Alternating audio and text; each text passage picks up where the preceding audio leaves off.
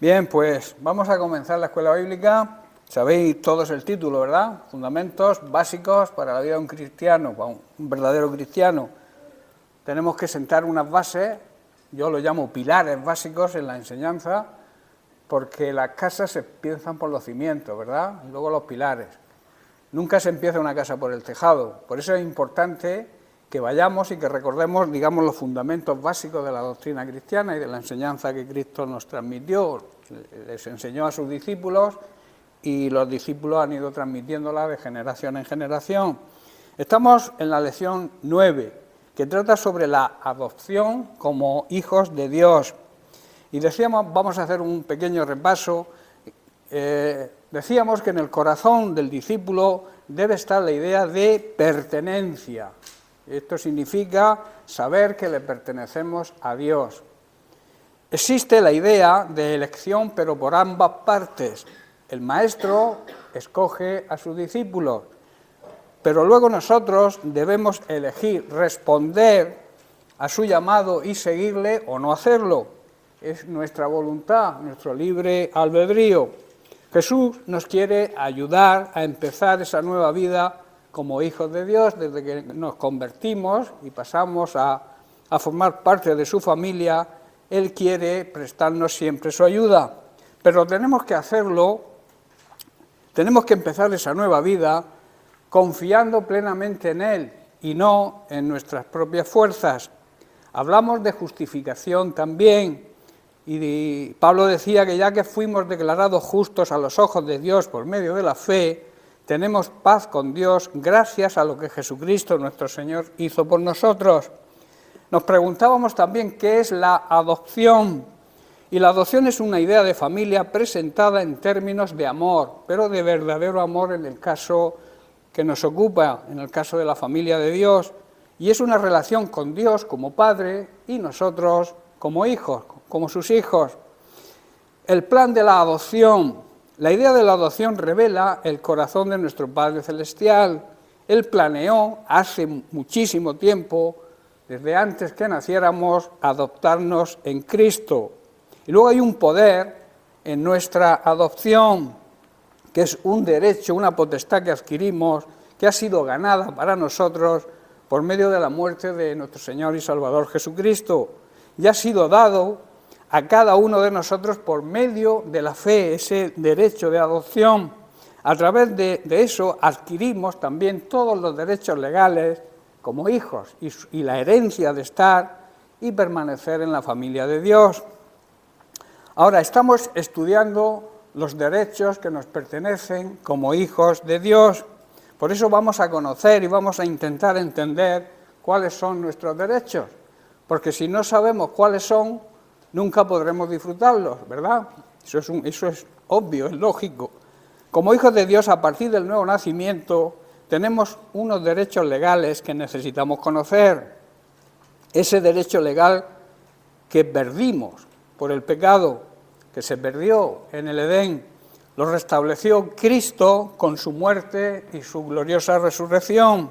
Y hay una verdad, digamos, central sobre este tema, y que tenemos que tener clara los creyentes, que es que a partir de que una persona pasa a ser hijo de Dios, pasa a formar parte de la familia de Dios, Satanás ya no tiene ningún derecho legal sobre nosotros. Eso tenemos que tenerlo claro. A veces nos pasamos la vida peleando, luchando, huyendo del diablo, pero cuando te conviertes y vives la vida de acuerdo a la voluntad de Dios, el diablo no tiene ningún derecho sobre los hijos de Dios. No tiene ninguna potestad, ninguna autoridad legal sobre nosotros. Y eso debemos saberlo porque a muchas personas no lo entienden y se le olvida. Y viven siempre una vida, digamos, mediocre, pensando que el enemigo está ahí, el enemigo me ha tentado, el enemigo hace su función, su trabajo, y lo hace bien. Pero nosotros debemos saber cuál es nuestra posición y cuál es el derecho que tenemos como hijos. Como veremos, son varios. El primero es la redención. Cristo nos compró con su sangre, porque redención significa comprar la esclavitud pagando un precio. Él nos compró al que era nuestro dueño antes de conocer al Señor, que era Satanás. le pertenecíamos a Él y Él, mediante su muerte y su gloriosa resurrección, nos compró, pagó un precio.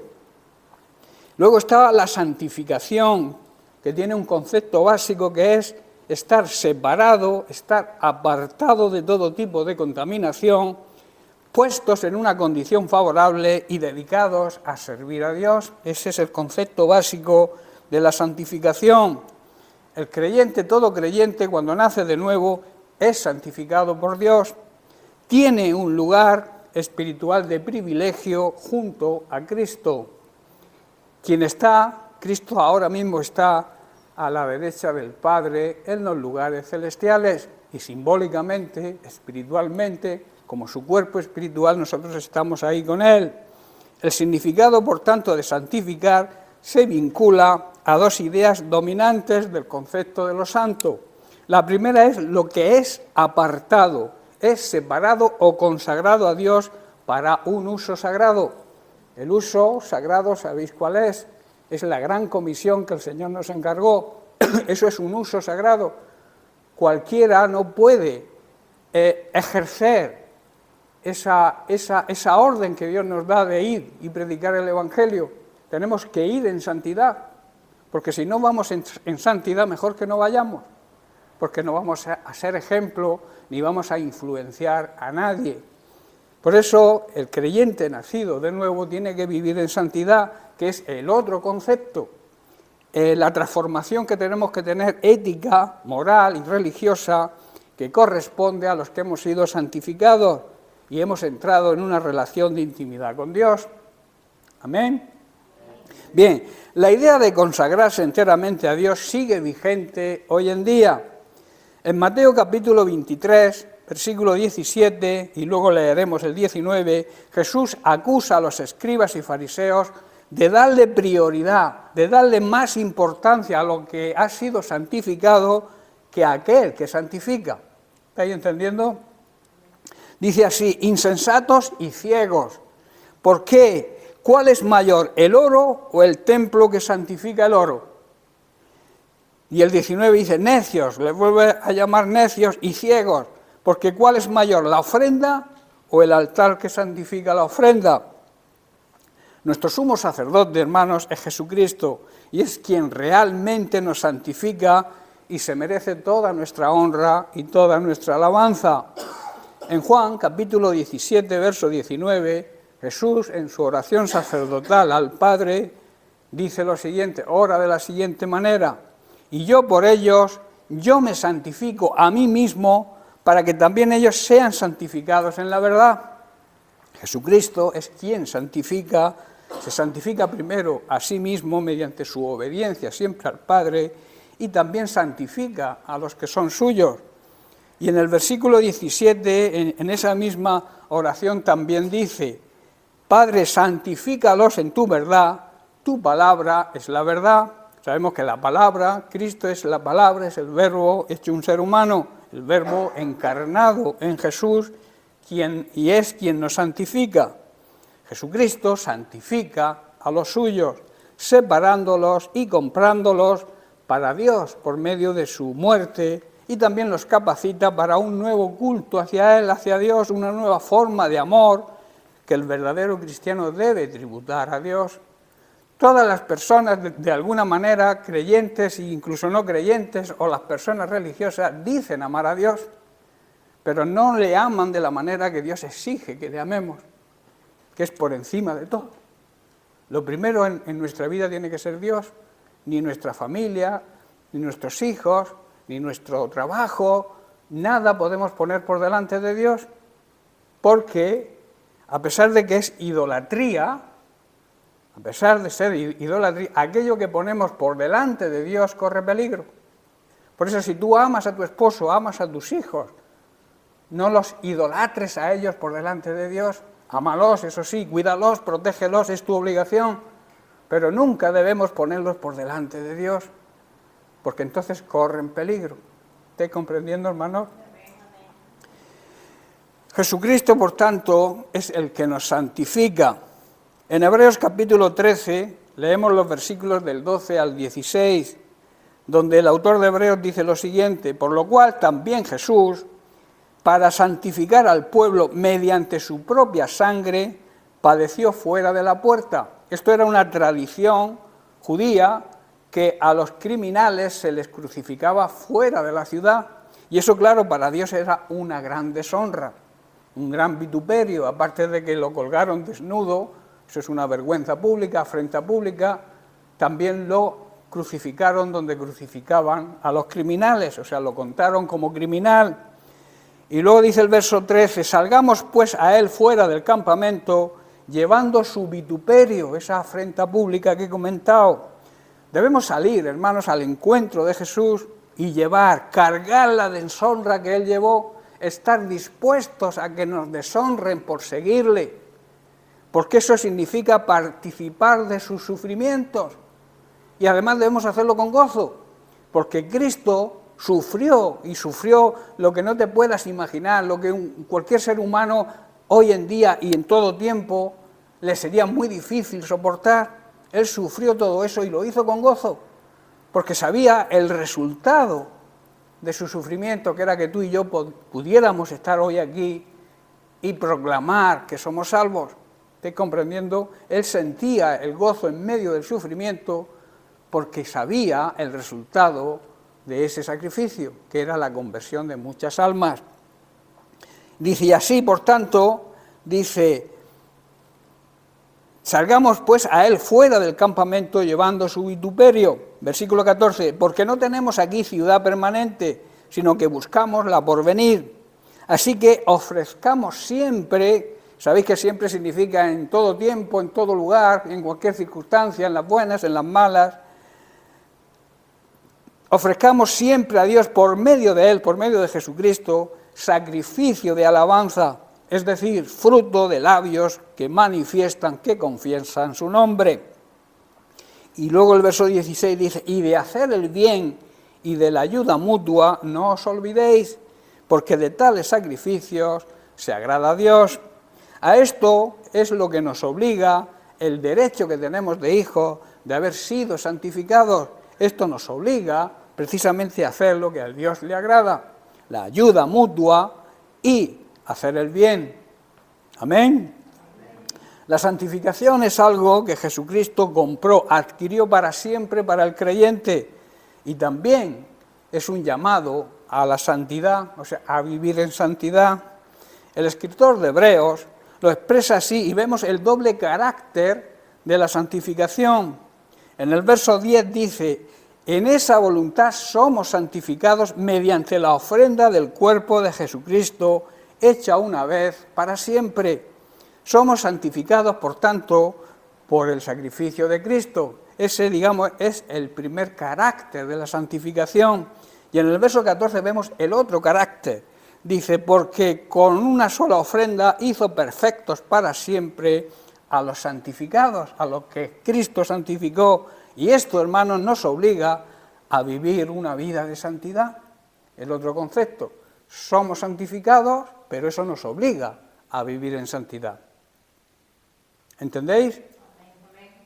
En 1 Corintios capítulo 1, verso 2 leemos lo que Pablo escribe a la iglesia de Dios que está en Corintio. Dice, a los santificados. ¿Veis? El primer carácter, nos hizo santos en Cristo Jesús, llamados a ser santos, a vivir en santidad. El segundo carácter, con todos los que en cualquier lugar invocan. Invocar significa recurrir al nombre de nuestro Señor Jesucristo, Señor de ellos y nuestro.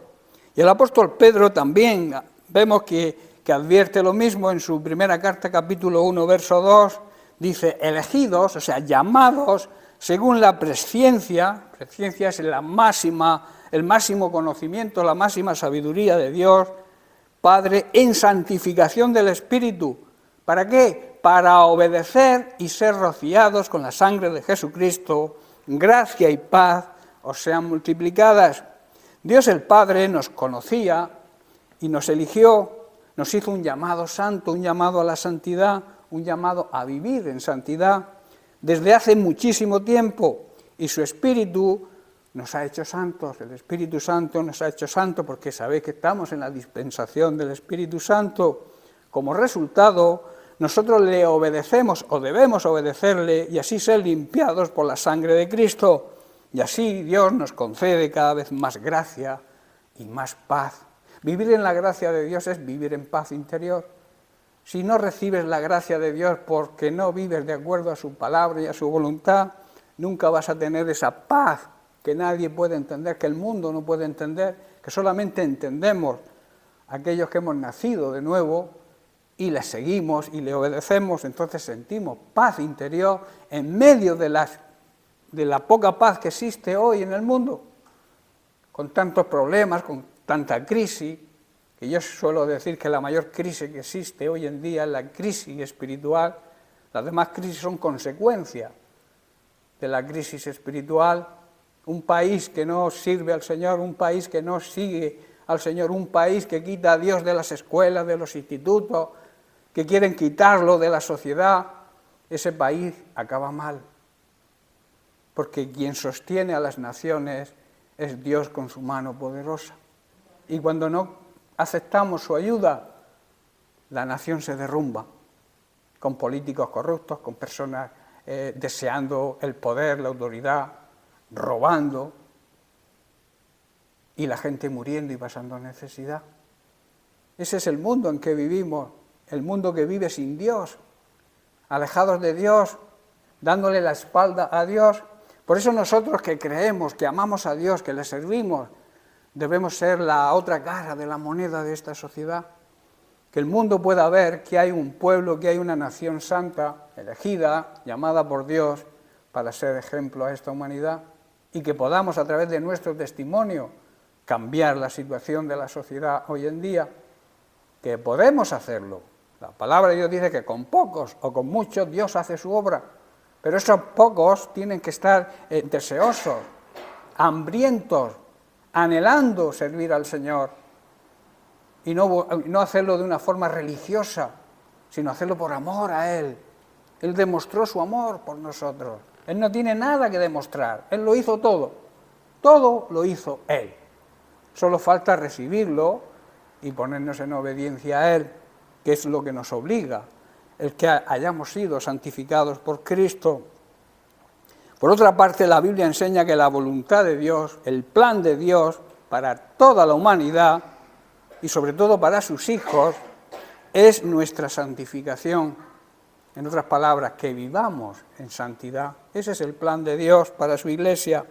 Y en 1 de Tesalonicenses capítulo 4, verso 3, Pablo dice lo siguiente, vuelve a repetir, pues la voluntad de Dios es vuestra santificación, y añade que os apartéis de fornicación, que os apartéis de todo pecado, pero sobre todo de fornicar, porque es un pecado que va contra nuestro propio cuerpo, y nuestro cuerpo es el templo del Espíritu Santo, y es una aberración que donde mora Dios, mora el Espíritu Santo, ese cuerpo se emplee para el pecado. ¿Estoy entendiendo? Una persona que ha recibido a Cristo, una persona que ha nacido de nuevo, una persona que ha recibido el Espíritu Santo dentro de él, porque el Espíritu Santo mora dentro de cada creyente que ha aceptado a Cristo, que se ha convertido, no puede vivir en pecado. Es imposible. Si está Dios dentro de ti, es imposible. Puedes fallar, puedes cometer un error, errar el blanco, que es lo que significa pecado, en un momento puntual. Pero vivir en pecado a conciencia es lo que Dios no admite. Y prueba que no se ha recibido la salvación, que no ha sido santificado, porque la condición para ser santificado, la consecuencia de ser santificado, lo demuestra nuestra vida de santidad. ¿Estáis comprendiendo? Si yo no vivo en santidad, la santificación que Cristo quiere hacernos no se efectúa. No podemos asimilarla, no podemos recibirla. Es una ley, van las dos cosas unidas, los dos conceptos van unidos. Él nos santifica y como consecuencia nosotros tenemos la obligación de vivir en santidad y de apartarnos de vivir en el pecado a conciencia. Es decir, Jesús dice que seamos conformados La palabra de Dios nos dice que tenemos que ser conformados, Pablo, no Jesús lo dice, que seamos conformados a la imagen de Cristo. Él decía, sufro dolores de parto. Él sentía el anhelo de que el pueblo de Dios, de que sus discípulos, los discípulos que él, porque él era apóstol, y él levantaba iglesias. Y él dijo, él tenía la autoridad para decir, imitarme a mí, o sea, seguir mi ejemplo, porque yo sigo el ejemplo de Cristo. ¿Estáis entendiendo? Y Pablo, pues supongo que tendría sus momentos difíciles, sus momentos, sus curvas abajo, pero él siempre se mantuvo fiel al Señor, reconociendo que Él era el camino, la verdad y la vida, como el propio Jesús dijo de sí mismo, ¿verdad? Por eso dice en 2 Corintios, capítulo 3, versículos 16 al 18, dice lo siguiente, Pablo aquí habla que existía un velo en los corintios que no les permitía ver, aunque leían las Escrituras, existía un velo que no les permitía ver la realidad. Ocurría entonces y también ocurre hoy. Y esto pasa con las personas religiosas, los que no siguen a Cristo de verdad, sino que buscan, digamos, una tapadera, una justificación para no condenarse. A eso se le llama religión, el hacer las cosas por miedo a la condenación, el seguir unas normas estipuladas por los hombres, no por Dios. A eso se le llama religión. Ese es el plan de los hombres para salvarse, pero no sirve. Ninguna religión salva. El plan de Dios es Jesucristo, y a través de Jesucristo es el único con el que podemos ser salvos. No hay otro camino. Él dijo, yo soy el camino, el único. Yo soy la vida, la única vida. Y yo soy la verdad auténtica. No hay otra verdad. Amén. Pero dice, pero cuando se conviertan al Señor, de verdad, el velo se quitará, ese velo que hablaba Pablo, porque el Señor es el Espíritu, y donde está el Espíritu del Señor, allí hay libertad. Versículo 18, por tanto, nosotros todos mirando a cara descubierta, como en un espejo, la gloria del Señor, y somos transformados de gloria en gloria, en la misma imagen de Jesucristo, como por el Espíritu del Señor. Hermanos, todos nosotros, a quien nos ha sido quitado el velo, que nosotros ya no tenemos ese velo que nos impide ver con claridad, a veces, como he dicho, ese velo es la religión, que no nos hace ver la realidad de Dios, no nos hace conocer a Dios como hay que conocerlo de verdad, y el Señor, podemos verle y así reflejar la gloria de Él. Y el Señor dice que es el Espíritu, nos hace libres. Que ahora hablaremos de libertad y de libertinaje, que no hay que confundir. Dios nos libra, nos hace libres de cualquier atadura. Y sobre todo la mayor atadura que el ser humano tiene es el pecado. Cristo nos hace libres de esa atadura, de la atadura del pecado.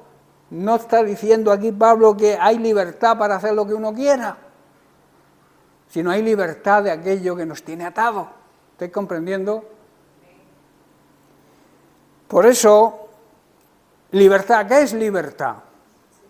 En concepto que en la Biblia tiene, este concepto de libertad, en la Biblia ahí tiene aspectos positivos y aspectos negativos.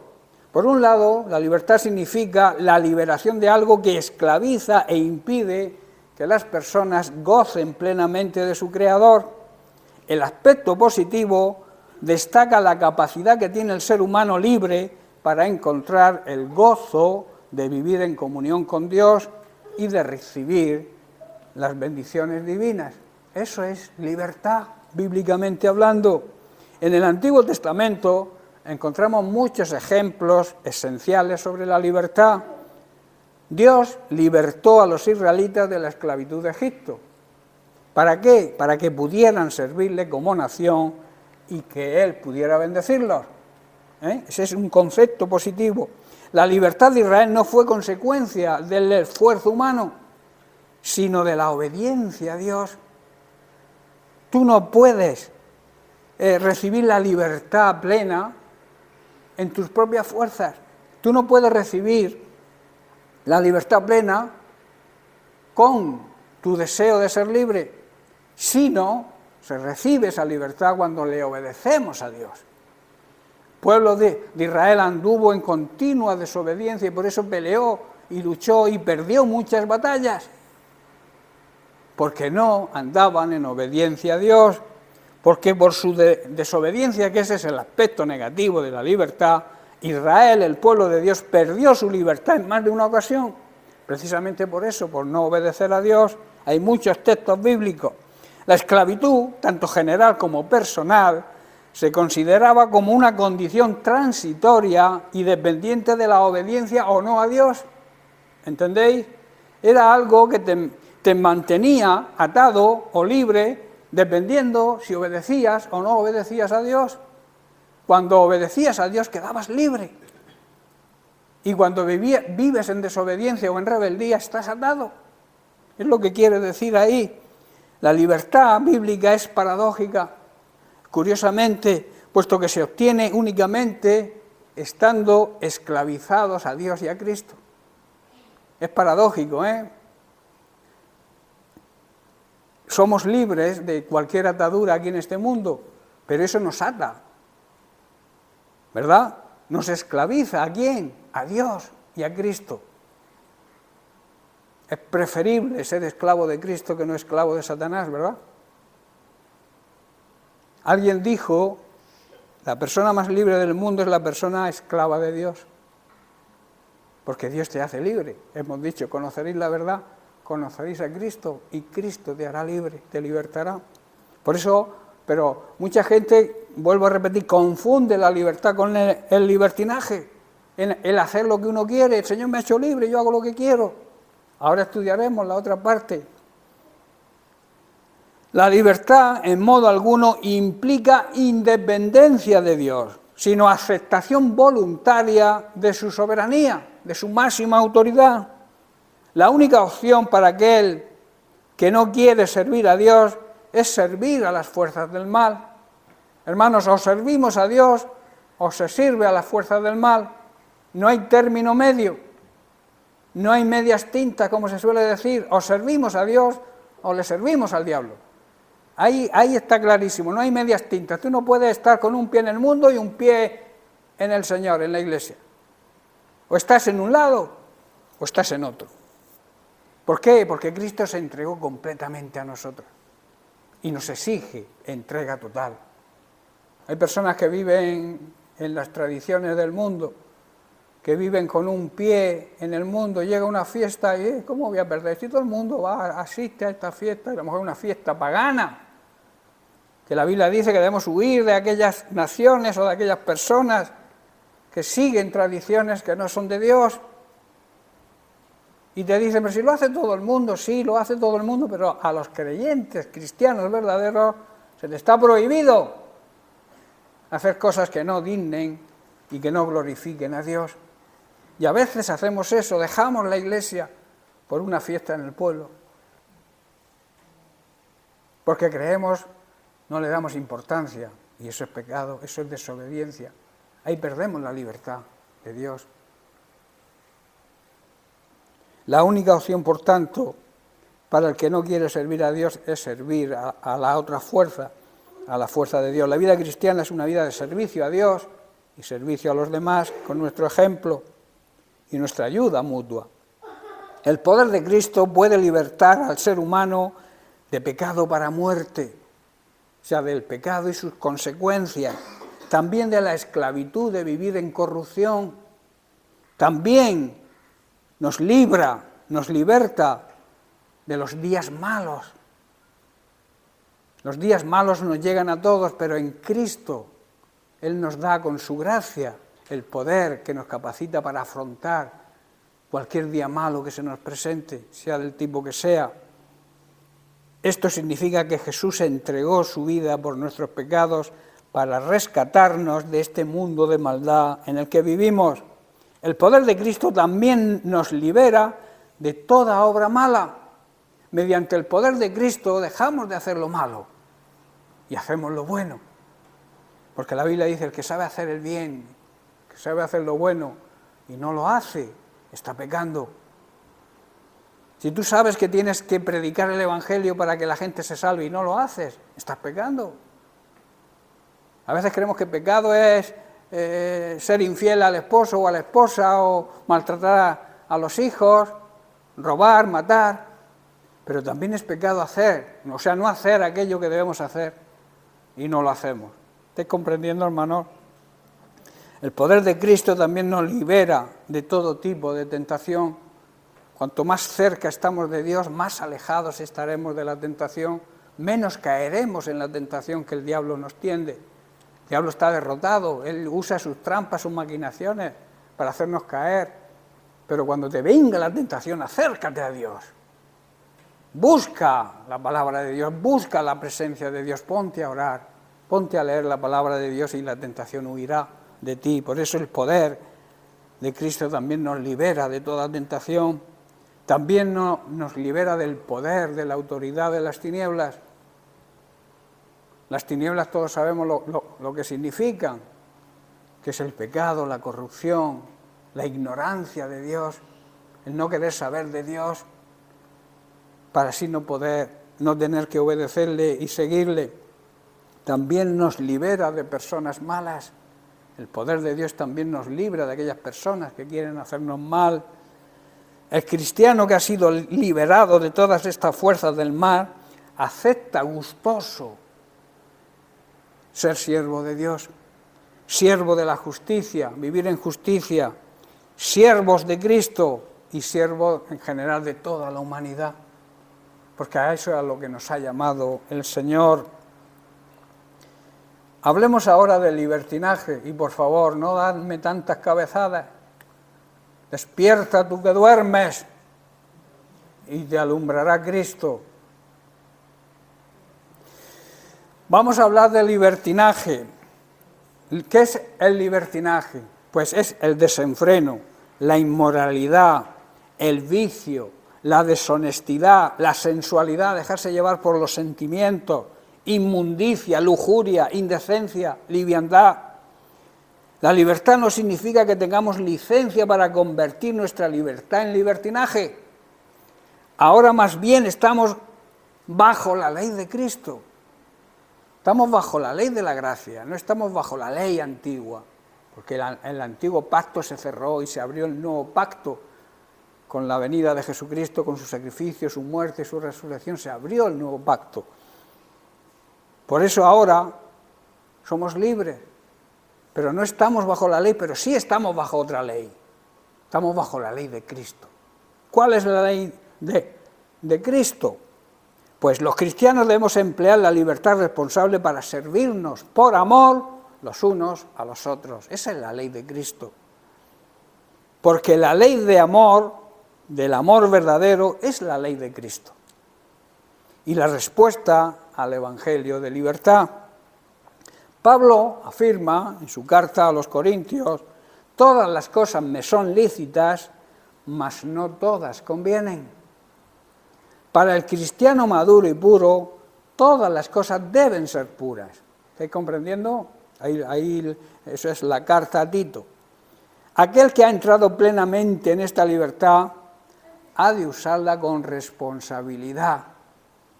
Hay muchos que presumen de que somos libres, claro que somos libres, pero esa libertad tienes que usarla con gran responsabilidad. Es un privilegio ser libre, pero también es una gran responsabilidad para el bienestar de todos los miembros del cuerpo de Cristo.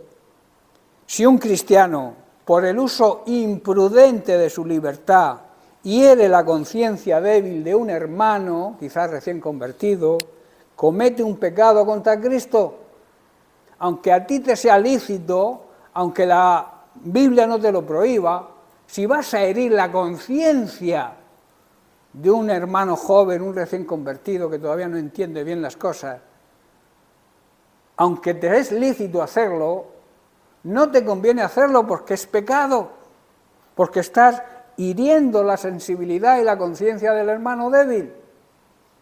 ¿Estáis entendiendo? Por eso la esencia de la libertad se muestra y se demuestra, y lo podemos ver en el ministerio de Cristo. desde su nacimiento, de su principio en Nazaret, hasta su victoria sobre la muerte. Es un concepto de total liberación de las personas de todo aquello que las esclaviza, deshumaniza y de todo aquello que limita la realización de su potencial como cristiano. Nosotros tenemos un gran potencial como cristianos, ¿verdad? Tenemos el poder de Cristo. Cristo prometió ese poder. Él dijo, recibiréis poder. Primero le dijo, esperar en Jerusalén hasta que recibáis el poder de lo alto. Y los discípulos, los 120 que estaban en el aposento alto, obedecieron ese mandato, porque después les dijo, y recibiréis poder cuando hayáis recibido el Espíritu Santo.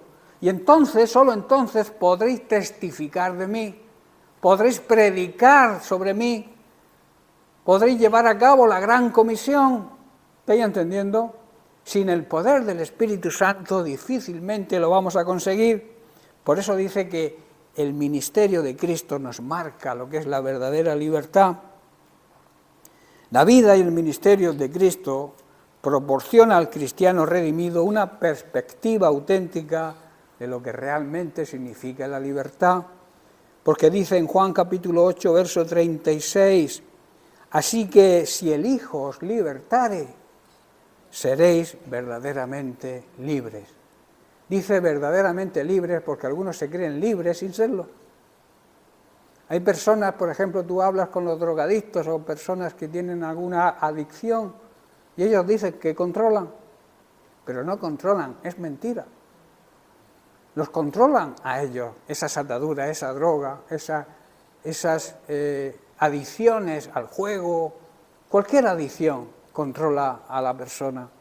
Pero dice, entonces, cuando esa persona conoce de verdad a Cristo, conoce la verdad de Cristo, conoce la verdad de su palabra, entonces recibe la libertad de parte de Dios. ¿Estáis entendiendo? Y entonces es cuando son realmente libres. En Juan capítulo 8, versículos 31 al 32, leemos lo siguiente. Dijo entonces Jesús a los judíos que habían creído en él, supuestamente, añado yo, si vosotros permanecéis en mi palabra, si vosotros seguís mi palabra, si vosotros obedecéis mi palabra, entonces seréis verdaderamente mis discípulos. Y conoceréis la verdad, y esa verdad os hará libres. Tremendas palabras de Jesús, ¿verdad? Deberíamos tenerlas siempre presentes. Somos verdaderamente sus discípulos si nos mantenemos fieles a sus enseñanzas y así conocemos la verdad sobre Dios y sobre Jesucristo. Y esa verdad, ese conocimiento de Dios, ese conocimiento de Cristo, que es la verdad, nos hará libres de todo tipo de ataduras, no de libertinaje, no de hacer lo que queramos. La libertad de Cristo nos lleva a seguir los consejos de Cristo, a vivir en la ley del amor que marca Cristo como su ley. ¿Estás comprendiendo? Pablo en Romanos 6:16 dice que somos esclavos de aquel a quien obedecemos. Esto significa que en vez de ceder a nuestros anhelos, encontramos la libertad solo cuando nos disponemos a elegir el camino de Jesucristo. ¿Cuál fue el camino de Jesucristo? El camino de la cruz. Hay muchos predicadores, muchas nuevas corrientes religiosas o enseñanzas falsas, predican un evangelio sin cruz. Pero el camino de Jesús, desde que empezó su ministerio, su camino era hacia la cruz. Y nosotros, dice Juan, que nosotros seremos sus verdaderos discípulos si seguimos sus pisadas. Él es el camino, ¿verdad? Nosotros también debemos ser hoy el camino para que otros puedan llegar a la salvación, porque nosotros somos su cuerpo espiritual, ¿no? Y debemos ser como Él, es el camino. Nosotros como su cuerpo tenemos que ser también el camino para otras personas, para que otras personas se conviertan y puedan recibir la salvación. Para nuestra mente limitada y humana puede parecer algo imposible esto de aceptar ser esclavos de aquel a quien obedecemos. Pero debemos recordar que aquel que nos hace libres es poderoso para hacer todas las cosas mucho más abundantemente de lo que pedimos o entendemos. Efesios capítulo 3, verso 20, palabras de Pablo. Satanás buscará nuestra derrota con pensamientos y sentimientos de inferioridad, ansiedad o con el rechazo de los demás. Pero nosotros tenemos el poder del Espíritu Santo que mora en nosotros para rechazarlos y también saber que somos hijos de Dios y que cuando recibimos a Jesucristo como Señor y Salvador, fuimos perdonados y fuimos aceptados por Dios. Veamos unas palabras del apóstol Pablo en Gálatas capítulo 5, verso 13. Dice: porque vosotros, hermanos, a libertad fuisteis llamados. Solamente dice que no uséis la libertad como ocasión para la carne, sino servíos por amor los unos a los otros. Hemos sido llamados a vivir en libertad, eso sí, pero no debemos usar esa libertad para satisfacer los deseos de nuestra naturaleza humana y pecaminosa. A eso se le llama libertinaje. Al contrario, debemos usar la libertad para servir a Dios y servirnos unos a otros en amor. Vivir en santidad demanda un esfuerzo por parte nuestra, por parte del creyente. Así lo afirma Pablo en su segunda carta a los Corintios, capítulo 7, verso 1. Dice así que, amados, puesto que tenemos tales promesas, limpiémonos de toda contaminación de carne y de espíritu, perfeccionando la santidad en el temor de Dios. ¿Qué es el temor de Dios? Vivir en reverencia, en honra y en obediencia a Él. En ese temor se va a perfeccionar nuestra santidad. Y el apóstol Juan, en su primera carta, capítulo 3, versículos 2 y 3, nos dice lo siguiente: amados, ahora somos hijos de Dios y aún no se ha manifestado lo que hemos de ser. O sea, todavía no se nos ha mostrado lo que vamos a ser o lo que seremos cuando Cristo regrese. Pero sabemos, eso sí, que cuando Él se manifieste, seremos semejantes a Él, porque le veremos tal como Él es. Y todo aquel que tiene esta esperanza en Él se purifica a sí mismo, se obliga a vivir en santidad, así como Él es puro y siempre vivió en santidad. Todos los que tienen y se mantienen en una lucha permanente, todos aquellos que quieren mantenerse en santidad, tienen que saber que tienen una lucha permanente con nuestra carne. En Romanos capítulo 7 podemos ver esa lucha que incluso Pablo mantenía con el pecado y con su carne. Lo vemos en Romanos capítulo 7, verso 24. Él llegó a decir lo siguiente: mirad, miserable de mí, ¿quién me librará de este cuerpo de muerte? El propio Pablo, el autor al que le debemos más de media Biblia. Él también era una persona con debilidades. Quizá estés en un momento de este tipo de debilidad y pienses como Pablo: yo soy un pobre desgraciado, ¿quién me va a liberar de esta vida dominando o dominada por el pecado y la muerte? Hace poco leí una noticia de un jugador de fútbol famoso que jugó en un equipo y en una de sus declaraciones dice que ahora está viviendo una completa tortura, que piensa que su vida se está acabando porque ha caído en una superdepresión y lo tenía todo, dinero, fama, pero ha caído en depresión, en la droga incluso, y dice que siente que su vida se le está acabando. ¿Por qué? Porque está atado, necesita ser liberado. Y ahí está nuestro trabajo como iglesia, es liberar a aquellos que están atados. Y en Gálatas capítulo 5, Pablo nos da la respuesta y nos hace un recuento de las obras de la carne y que se pueden vencer esas obras viviendo en el Espíritu y dando fruto. Dice el versículo 19 de Gálatas 5, cuando vosotros sigáis los deseos de la naturaleza pecaminosa, los resultados son más que claros. Esos resultados son inmoralidad sexual, impureza, pasiones sensuales, idolatría, hechicería, hostilidad, peleas, celos, arrebatos de furia, ambición egoísta, discordias, divisiones, envidia, borracheras, fiestas desenfrenadas y otros pecados parecidos. Esto es lo que la naturaleza humana produce si le damos vida, si la dejamos que domine nuestra vida. Y luego dice Pablo, permítanme repetirles lo que les dije antes, cualquiera que lleve esta clase de vida no va a heredar el reino de Dios. Hay una lista, ¿verdad?, de las obras de la carne. Pero dice el versículo 22, pero la clase de fruto que el Espíritu Santo produce en nuestra vida es amor, gozo, paz, paciencia, gentileza, bondad, fidelidad, humildad, control propio, autocontrol, dominio propio. Y dice, no existen leyes contra estas cosas.